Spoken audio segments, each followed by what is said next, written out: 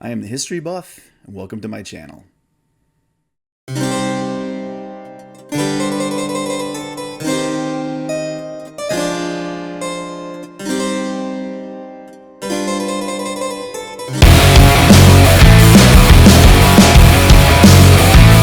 really wanted to thank everybody for all the amazing support for my first video, the 3 things I really love about Nightwish. And I'm super thankful for all of the comments and the likes and all the recommendations that I got.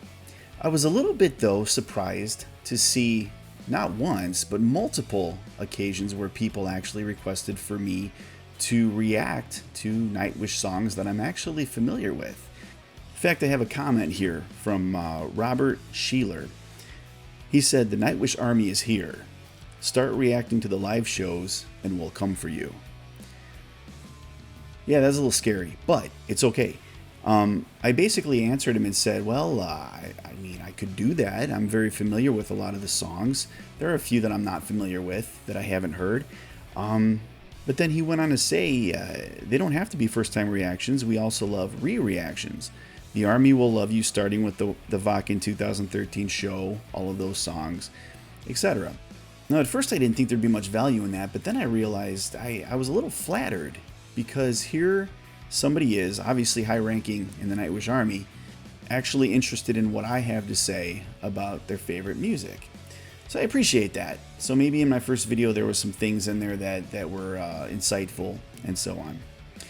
And then I realized I have never watched The Greatest Show on Earth, the official live from Wembley in 2015.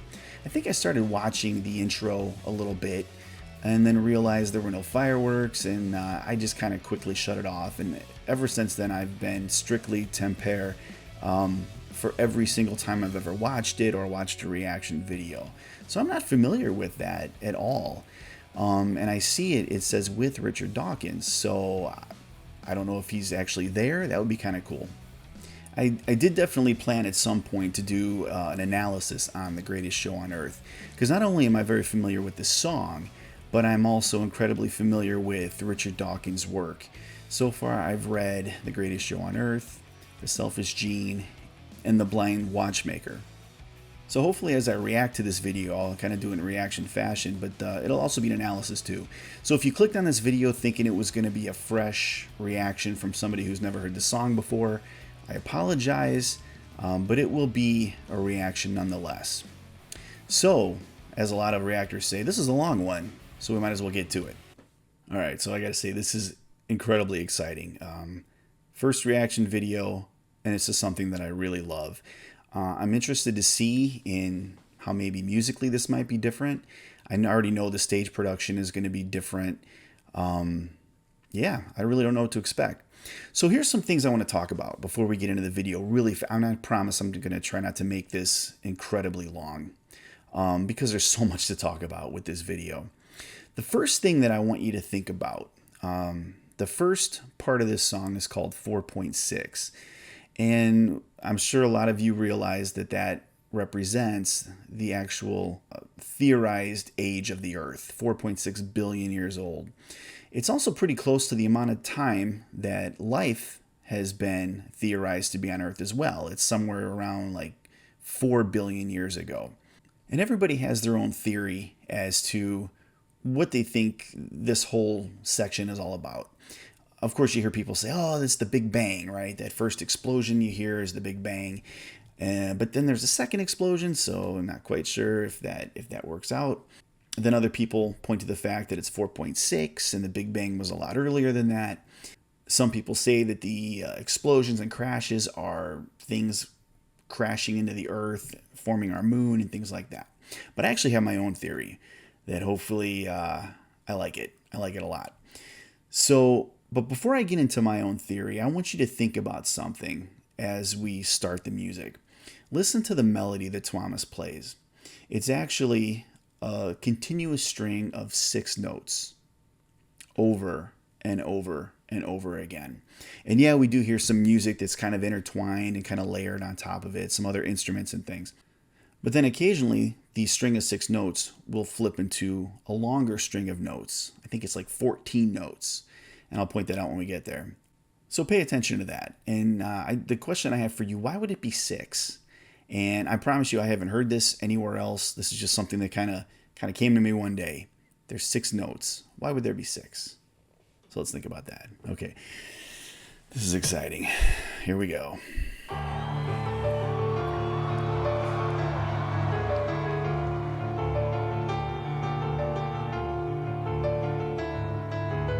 So there's those 6 notes.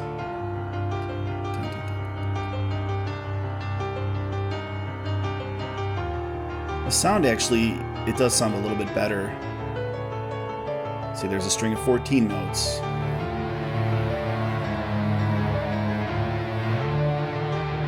Oh, yeah, that doesn't look like Empu. Is that Troy? Looks a little chunkier. Sorry, Troy. That's different. We got like an electric guitar on top of it. Kind of like very ethereal. Holding the note out. Maybe that is Empu.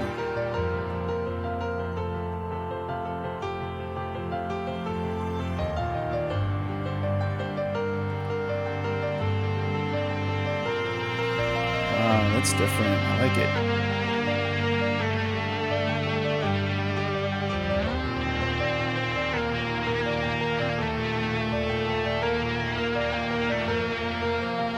Yeah, definitely a different sound.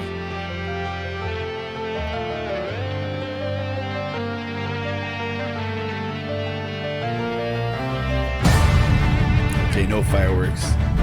All right, so let's stop there really quick. So, have you thought about it yet? Why 6? So here's my theory.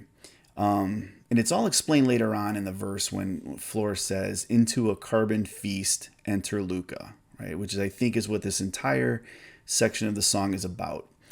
We're not really in space watching the earth from far away. I picture myself actually in the primordial ooze at this point. And 6 is the atomic number for carbon, right? So it's almost like he's playing over and over again, and you just see carbon molecules everywhere. There's another one. There's another one. But then occasionally you have a string of longer notes.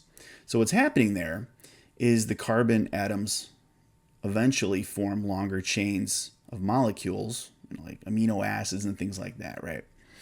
Okay, so that's the first part of my theory. The second part I'm equally excited about. So why 2 bangs? What's up with that? So there's a theory out there that a planet actually collided with the Earth at some point. And some people hold to the fact that the moon was created when something slammed into the Earth, right? But some people think it's an actual planet that struck the Earth and kind of melded with it and threw a piece off, and that became the moon, right? Well, what if the tapestry of chemistry, if you will, if that formed on another planet, right? And then something hit that, destroyed it, and flung it into space, right? And the reason I say that is because listen to this next part after the explosions. The next part, it sounds like a journey, like it's flying through the cosmos, right?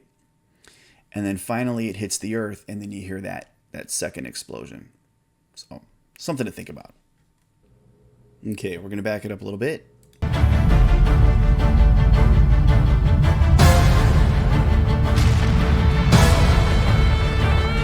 And I love the chaos too. He never hits on the same beat. It's always different places in the measure.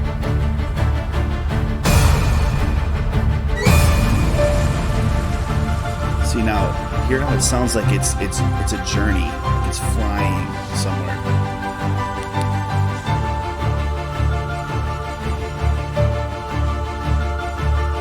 I really like the sound of this one. It must be in a closed venue, because the sound is very encapsulated. And I do like that electric guitar sound.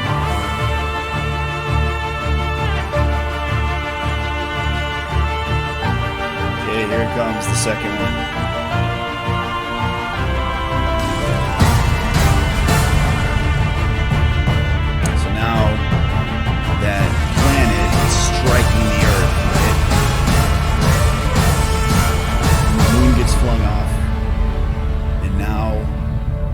resets itself. And the process starts again. Carbon, carbon, carbon.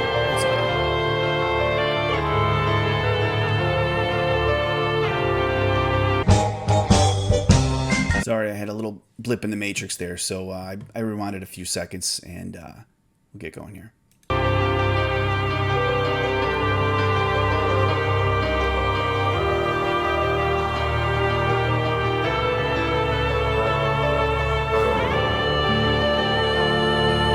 This is where everybody says, there she is.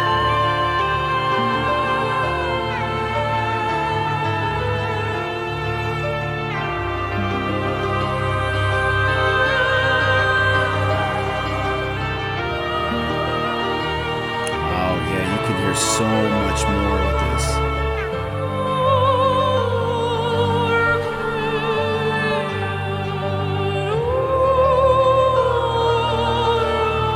She's got a more like rounded operatic tone here.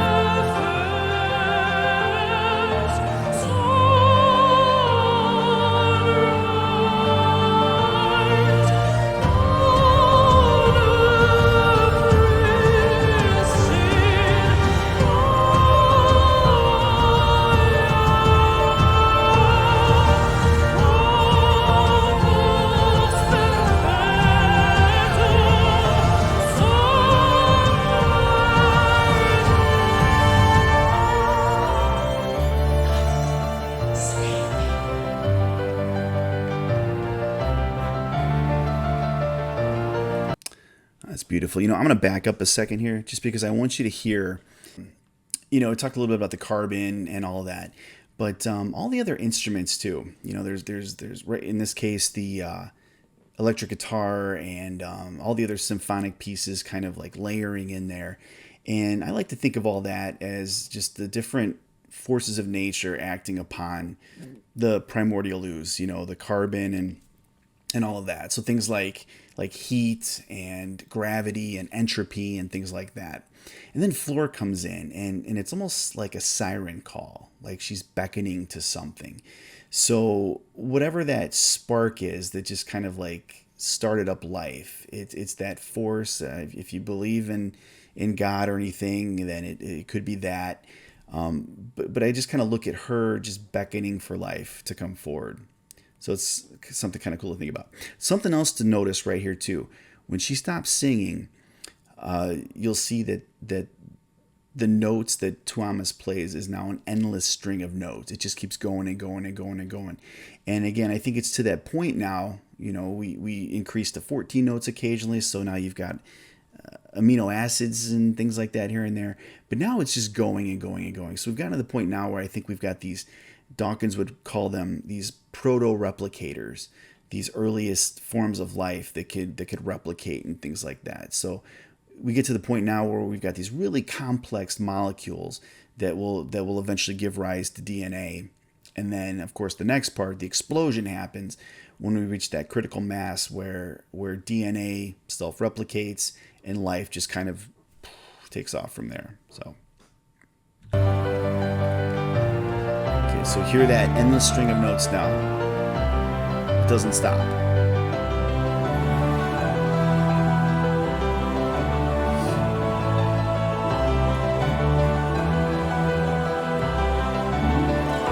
really like that background too. Everything, it's like stars, but it's like snow too. It's just beautiful.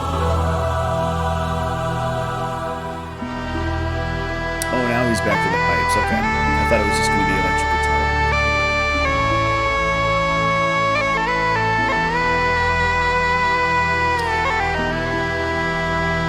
And correct me if I'm wrong, I think those are Irish pipes, because Irish pipes, you fill the bellows with your arm. Scottish. After sleeping through 100 million centuries, we have finally opened our eyes on a sumptuous planet, sparkling with color, bountiful with life.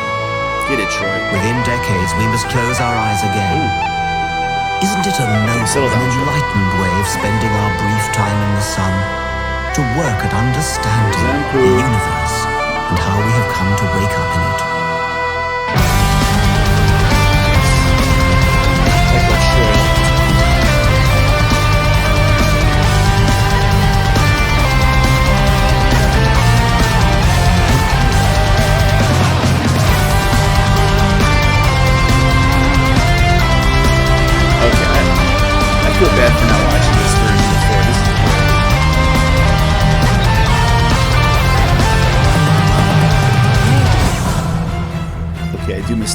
balls.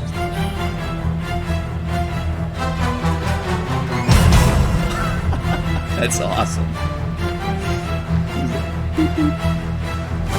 The cosmic law of gravity pulled the real force around the fire. Careless cold infinity in every vast direction. The only pharaoh in the Goldilocks zone, she has exhaled to sail. From the stellar nursery into a carbon feast. Enter Luca. So we'll stop there. So there you go. Carbon feast, enter Luca. So Luca is the last universal common ancestor. So when you think about, there's also a last common ancestor. So you take any two living creatures together. It could be a oak tree and a chimpanzee, right? At some point, wherever their branches go back and meet, that's their last common ancestor, right? So that's why, you know, people say we're not actually evolved from apes or from chimpanzees, because we're here and they're here. So basically you trace us back and eventually there's a common ancestor. So we didn't evolve from monkeys, we back here. But what Luca is actually the last common ancestor for absolutely every living thing. Fungi, bacteria, plants, animals, everything. So it was probably nothing more than like DNA, or even maybe like a primitive kind of RNA sequence surrounded by like a membrane. It was probably something like that. Or maybe DNA surrounded by a membrane, maybe with some organelles or something, but not much more than that. So that's what Luca is. Now, something else maybe I'll pay attention to later on, when Dawkins quotes from Darwin's Origin of Species, when he says, eventually breathed into a few, or maybe one, I can't remember exactly how it's worded, into a few life forms, or into one, I think is how it's put. So there's multiple theories out there. There's theories that there was one Luca and everything stemmed from that. But then there's other theories where maybe life actually popped up different areas of the world, and then everything kind of came from there. So there might just be one Luca. There might be multiple. Then I guess it wouldn't be a universal common ancestor. Okay, I'm right. Let's back up. Into a carbon feast, enter Luca. The tapestry of chemistry. There's a writing in the garden, leading us to the mother of all. We are one, we are universe. Oh, there's what will be, science of the Ligonian sea. You can definitely tell Troy is singing along now. Same period, you really see him do it. Okay, let's talk about something really quick. I don't want to get into this, but what are we going to do without Marco? You know, like, especially in this song. I mean, I see Troy, he's in there. From what I've heard of him, I don't know that he has the power to contend with Floor's voice, to mix with it well. I know this is a touchy subject. You know, everybody loves Troy. Okay, never mind. For the greatest show on earth, by the shadows welcoming the outside world to the stuff of stars. That's so awesome. Getting the dream of a biological holy. Enter the mind. The tapestry of chemistry. There's a writing in the garden, leading us to the mother of all. We are one, we are universe. Oh, there's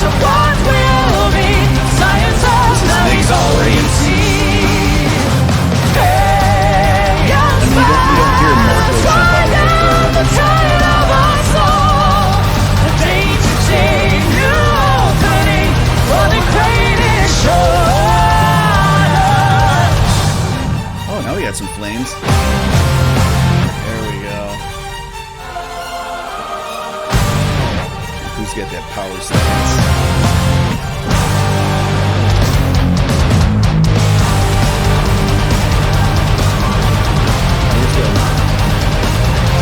There it goes.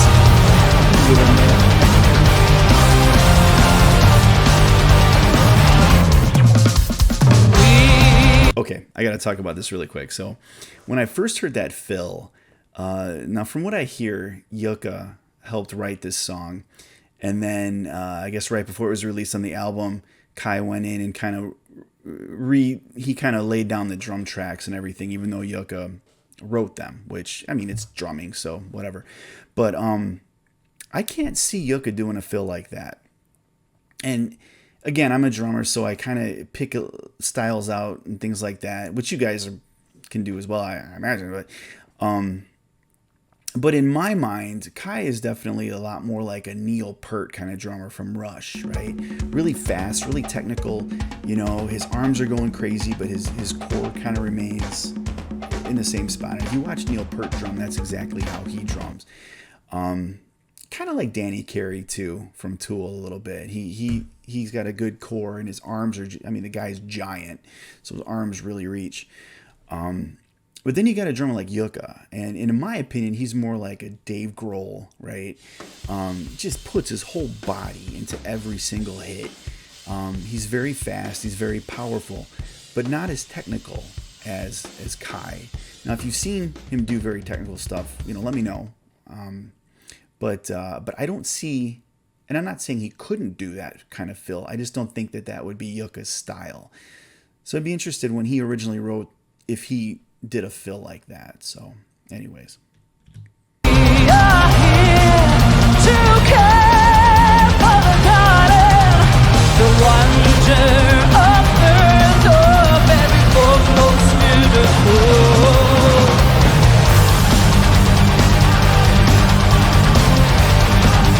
Every form most beautiful. His hands go up. Are one, we are. We're not blue anymore. Things lighten up a little bit. Forebears of what will be, science of the Devonian sea. Hey, your stars, right at the tail of our soul.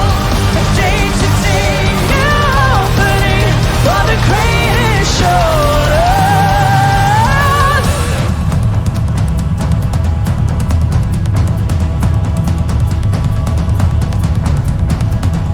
This is like a fuller drum beat too. There's a little bit more going on. Before he's like, don't. He's just constantly. Man, what a cool pose.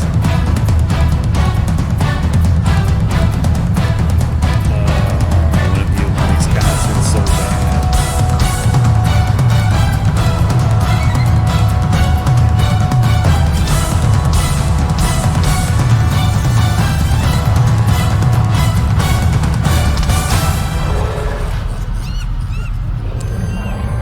Okay, so there's also some theories as to what this part is, and the way I look at it, it's the extinction event, basically, right, that wiped out the dinosaurs, and because the next part is man, it's basically theorized that mankind could have never ever come to be if the dinosaurs stuck around, right, because it just turned out that reptiles were the dominant species that would rule the earth, right? And the extinction event, though, allowed for like burrowing mammals to survive. And when they eventually came out of the ground, which I think, again, we're going to hear another of Flora's siren calls. To me, it's either calling those out of the ground to start to evolve into humans, or even maybe a little later on, calling the monkeys and apes out of the trees, right? So either way, it's gonna lead forth to man. But I really think this part here where it gets quiet, again, we kind of have a big reset button we hit. And when Flora does that siren call, it sounds like she's lamenting, but she's also kind of calling at the same time. So that's why I think this definitely points to the extinction event here.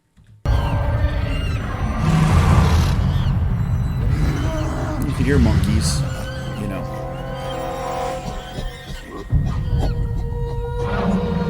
Yeah, so you can definitely hear those sounds better in this version. But it's like she's calling for the monkeys to come down out of the trees.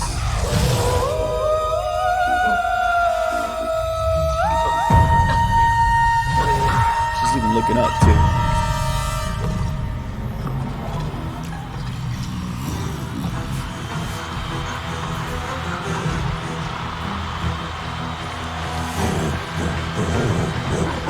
Boy, they really focus on Troy a lot in this video.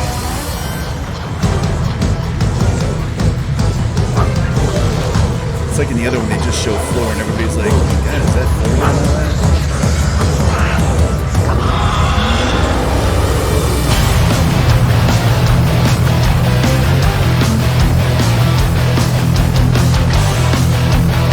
I always thought this part sounded like Symphony of Destruction by Megadeth. Here, I'm gonna pause it, play a quick soundbite of that real quick.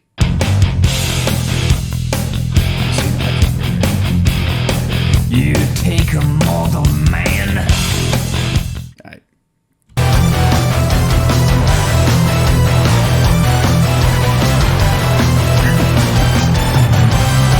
After 1,000,000 years, the show is still here. No single one of your fathers died young.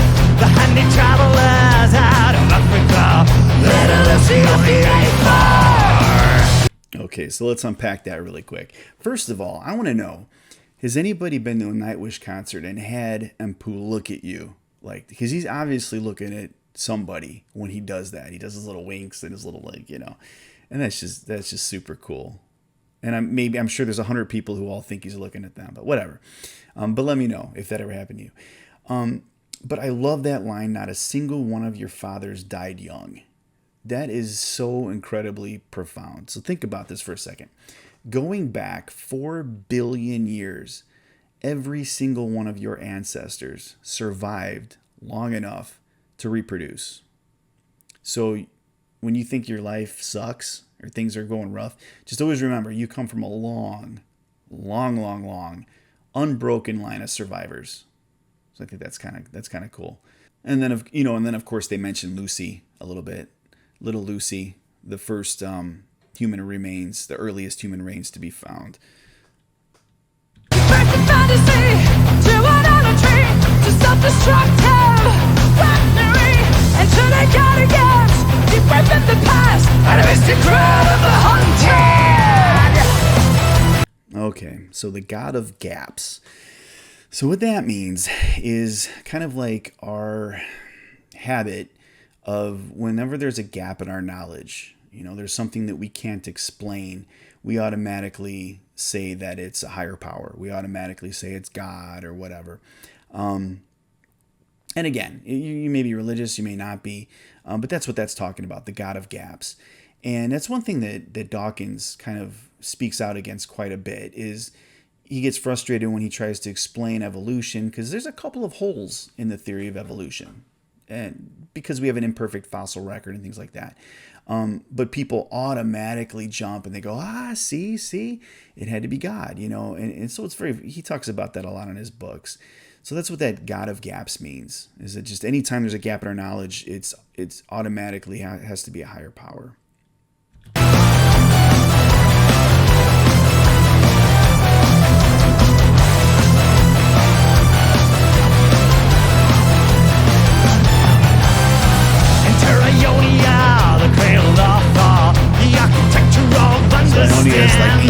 The human lust to feel so exceptional to rule the earth. Hunger for shiny rocks, for giant mushroom clouds, the will to do as you'd be done by. And to history, the crocodile, and to mankind. He took his time in the sun, and a dream to understand a single grain of sand.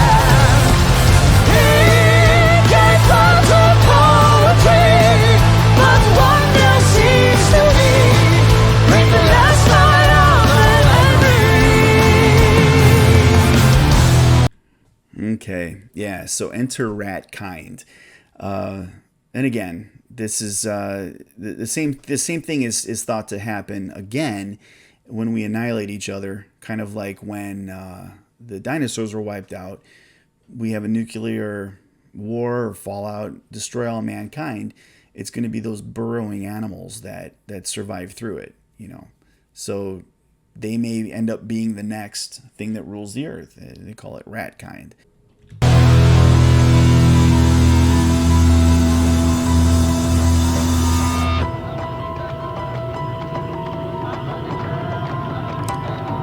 we start with the chanting.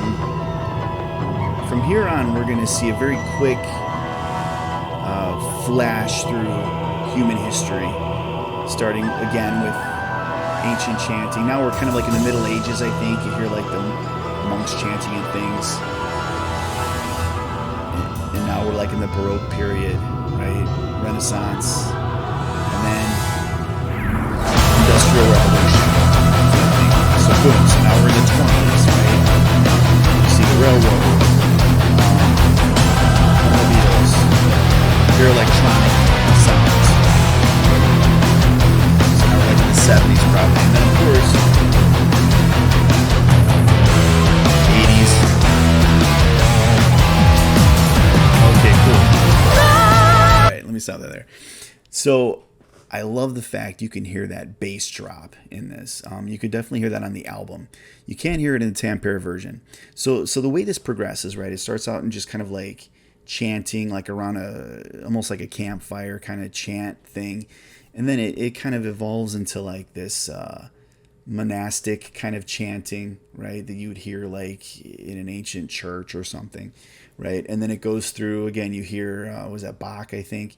So like this Baroque type piece coming through. So we're in like the Renaissance, and then all of a sudden that explosion. And I mean, I think we've all seen what has happened to the earth, to humanity, since the Industrial Revolution. I mean, it just exploded from there, right? Technology and everything like that. So everything's moving very quickly, right? So you hear electronic sounds, then you hear Metallica, right? So now we're in the 80s. Then the very next measure, you hear that bass drop, that right? Sorry, that's terrible, but so now we're like in the 90s, right, with that heavy bass. It's kind of interesting to me. I'm going to place the link for this video that kind of shows you just the length of the history of the universe. The video is like an hour long, and it just shows like the Big Bang, and it shows the universe cooling down and, doing everything, and like the sun forming and then the earth forming and everything like that. And then, then it shows life and everything like that. And then literally the last flicker of the video, like you could barely see it, it's so fast. You can see humans, just to kind of show you how huge time is. And if you stick around at the end, there's another little time experiment that I want to go through with everybody really quick that Richard Dawkins actually does in The Blind Watchmaker. So if you're a nerd like me, stick around and I'll just talk about that really quick. But yeah, let's keep going. Sorry.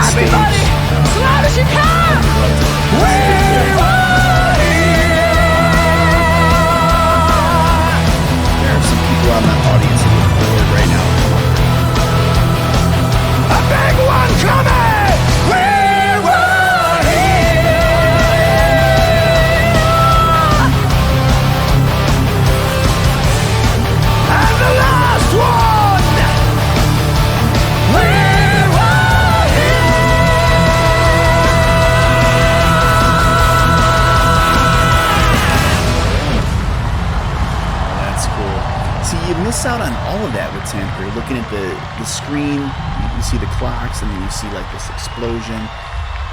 You know, which obviously this is the end of. And look at Thomas's face, man. What a high.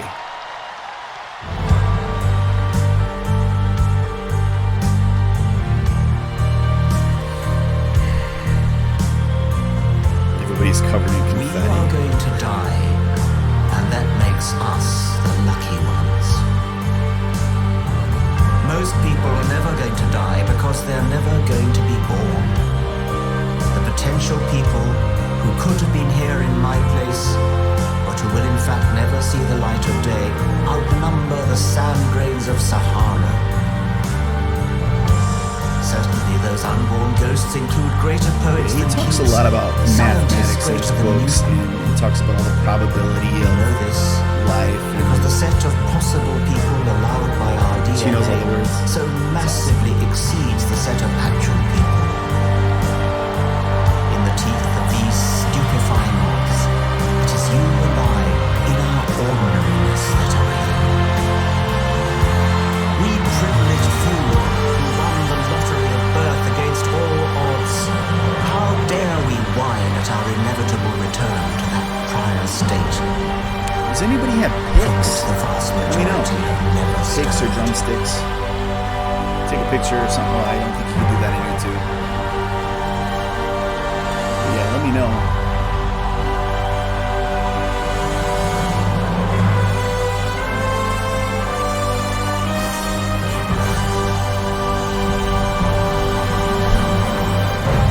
God, I miss Troy. I'm sorry, I mean Marco. Miss Marco. Already.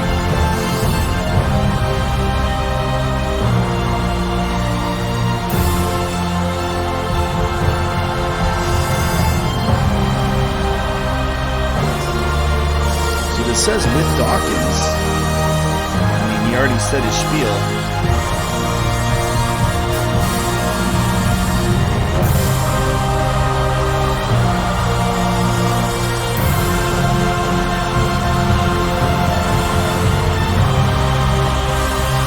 Maybe it's just, you know, giving him credit for the spoken part.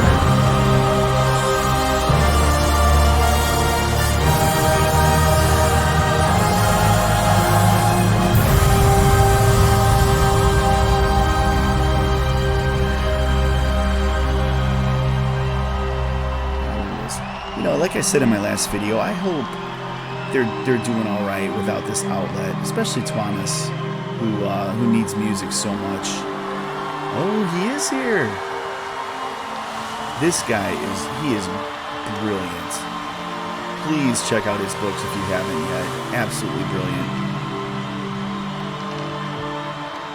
Thus, from the war of nature, from famine and death, This is a little more, a little extra. the most exalted object which we are capable of conceiving, namely the production of the higher animals, directly follows. Sorry, I got a new camera here, and apparently it times out after 30 minutes, so I got to figure that out. But here we go. There is grandeur in this view of life, with its several powers originally breathed into a few forms or into one. I talked about before. And that whilst Few this are- planet has gone cycling on according to the fixed law of gravity, from so simple a beginning, endless forms most beautiful, Wait for it. and most wonderful have been and are being evolved. Wow, that's great. Okay, I'm really glad I did that. I thought it was kind of odd at first because I'm so familiar with the song, but yeah, no, that was pretty cool because it was very different. It's super different on the big screen. I mean, I bet I could watch Tampere on here and pick out a million things that I didn't notice before. So yeah, thank you for this recommendation. But yeah, let me head over here real quick. So yeah, a special thank you to John and the Nightwish Army and the few other people that requested that I do something like this. It means a lot to me that you think I might have something to offer as far as my insight into this amazing music. But thank you again. And please let me know if there's anything else you'd like me to go over. I'm not very familiar with a lot of the Tarja era stuff, but most other stuff I am. And if you liked what you saw, please subscribe and like and all of that. This is brand new. I've only been doing this for a few days. Check out my other video if you haven't, the 3 things I love about Nightwish. But again, I promised the geeks who wanted to stick around for a little bit of a brain experiment, right? So when we think about 4.6 billion years, yeah, it seems like a lot, right? Oh, that's a lot, you know. But do we really understand how long it really is? And the reason why Richard Dawkins talks about this in The Blind Watchmaker is because a lot of people don't believe in evolution because they don't think enough time has passed for all of the very small, minute changes, the random things that have to happen for evolution and natural selection to occur. Well, he said, look at it this way. Think of all of the different kinds of dogs that are out there, right? Hundreds of breeds, I don't know how many there are. Everything from the little tiny, shaky Chihuahua purse dog up through the big lumbering Great Dane and all the others in between, right? They all came from a wolf. So if you think about the time it took for all of those variations to occur, take that span of time and take one step, right? So as a person, right, average sized person, take a step right now. Do it right now. I'm just kidding. You don't have to do it right now, but take a step.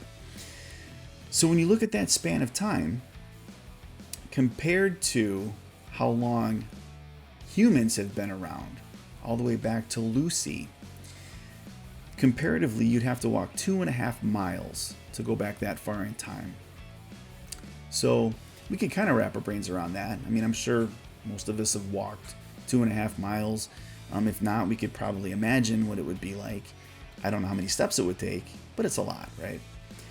Now, when you think about the entire time going all the way back to when life first occurred about 4 billion years ago, you would have to walk, he said, I don't think you could actually walk this, but you would have to walk from London to Baghdad, which is about 2,500 miles, right? So look that up. I mean, I don't know, wherever you live, figure out what's 2,500 miles away from you. And that's how far you would have to walk to go back in time for as long as life has had here to evolve. So, something to think about. But again, we better wrap it up. This is already going to be a long video. So please, if you like what you saw, please subscribe. Hopefully I'll see you in the future. Hopefully I'll see you in the comments. And everybody out there, just have a great day and be safe and be nice to each other.